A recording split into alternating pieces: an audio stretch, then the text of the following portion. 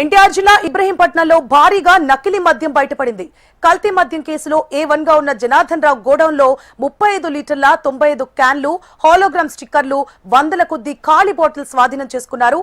జనార్దన్ రావు సోదరుడు, అనుచరుడు రాజు సమాచారంతో ఎక్సైజ్ అధికారులు తనిఖీలు చేపట్టగా గోడౌన్లో భారీగా మద్యం బాటిళ్లను స్వాధీనం చేసుకున్నారు.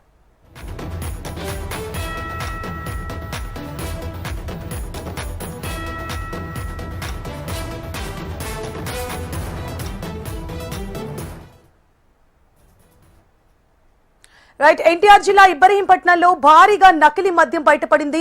కల్తీ మద్యం కేసులో A1 గా ఉన్న జనార్దన్ రావు గోడౌన్లో 35 లీటర్ల 95 క్యాన్లు, హాలోగ్రామ్ స్టిక్కర్లు, వందల కొద్ది ఖాళీ బాటిల్ స్వాధీనం చేసుకున్నారు. జనార్దన్ రావు సోదరుడు, అనుచరుడు రాజు సమాచారంతో ఎక్సైజ్ అధికారులు తనిఖీలు చేపట్టారు. గోడౌన్లో భారీగా మద్యం బాటిళ్లను స్వాధీనం చేసుకున్నారు.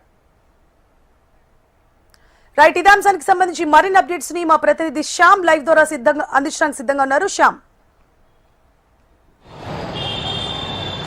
గుడ్ మార్నింగ్ సువర్ణ. ఈరోజు చూస్తుంటే కల్తీ మద్యం కేసు ఏదైతే చిత్తూరు జిల్లాలో బయటపడిందో ఆ కేసుకు మూలాలు మొత్తం కూడా ఎన్టీఆర్ జిల్లాలో బయటపడ్డాయి. ప్రధానంగా చూసుకున్నట్టయితే ఎన్టీఆర్ జిల్లా ఇబ్రహీంపట్నం సర్కిల్ అనేది ఉంది. ఇది మైలవరం నియోజకవర్గంలోకి వస్తుంది. అయితే ఇక్కడ అడ్డేబల్లి జనార్దన్ అనే అతనికి సంబంధించి కూడా ANR అనేది ఒక బార్ అండ్ రెస్టారెంట్ కూడా ఉంది. అయితే ఇక్కడి నుంచే మొత్తం నకిలీ మద్యం అనేది తయారీ కేంద్రంగా ఉన్నట్టు భావిస్తున్నారు. నిన్నటి నుంచి కూడా ఎప్పుడైతే జనార్దన్ పేరు బయటకు వచ్చి ఈ కేసులో A1 ముద్దాయిగా ఉన్నాడో అతనికి సంబంధించిన బార్ని నిన్న ఉదయం భవానీపురం పోలీసులు, ఎక్సైజ్ పోలీసులు అయితే దాన్ని బార్ని అయితే సీజ్ చేశారు. సీజ్ చేశాక నిన్న చూసుకున్నట్లయితే ఆ బార్ కనుక ఓపెన్ చేసినట్లయితే లోపల కళ్ళు చెదిరే అనేక అంశాలు కూడా బయటపడ్డాయి. ప్రధానంగా చూసుకుంటే మొత్తం మద్యం తయారీకి సంబంధించి కూడా ఇక్కడ దానికి సంబంధించిన మొత్తం సామాగ్రి మొత్తం ఇక్కడే ఉన్నాయి. వందల కొద్ది ఖాళీ బాటిల్స్, అలాగే 35 లీటర్ల క్యాన్ ఒక్కొక్కటి ఉంటుంది. అలాంటి దాదాపు 100 క్యాన్లు కూడా నిల్వ ఉన్న మద్యం కూడా స్వాధీనం చేసుకున్నారు.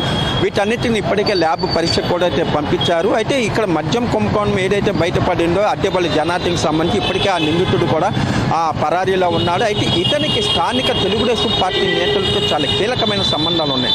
స్థానిక ఎమ్మెల్యే వసంత కృష్ణప్రసాద్ గారిని ఇతర నేతలతో కూడా ఎప్పటి నుంచి కూడా సాన్నిహిత్య సంబంధం ఉంది. ఈ నేపథ్యంలోనే వైఎస్ఆర్సీపీకి సంబంధించిన మాజీ మంత్రి ఇబ్రహీంపట్నానికి సంబంధించి కూడా జోగి రమేష్ కూడా అక్కడికి అయితే చేరుకున్నారు. ఇదంతా కేవలం చూసుకున్న ముఖ్యమంత్రి కన్సర్న్లోనే జరుగుతానంటూ కూడా ఆయన తీవ్రమైన విమర్శలు చేశారు.